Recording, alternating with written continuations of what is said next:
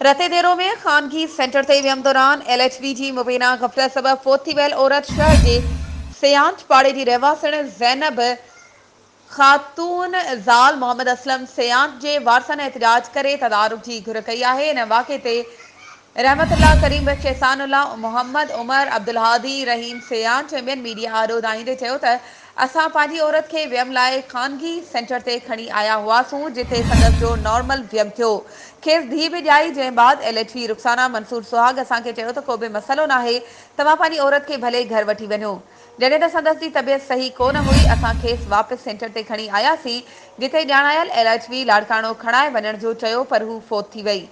हुननि चयो त LHV जी गफ़लत ऐं नाअहली जे करे असांजी औरत फोत थी आहे। असांजो सरकार ऐं सिहत खाते जे आला अमलदारनि खां मुतालबो आहे त अवाम लाइ का साई बणियल खानगी सेंटर ते पाबंदी लॻाई वञे। वधीक ख़बरुनि ऐं अपडेट्स जे लाइ असांजे चैनल खे सब्सक्राइब कयो ऐं हा बेल आइकन खे प्रेस करणु न विसारिजो त जीअं असांजी हर नई अचण वारी वीडियो तव्हां ताईं पहुची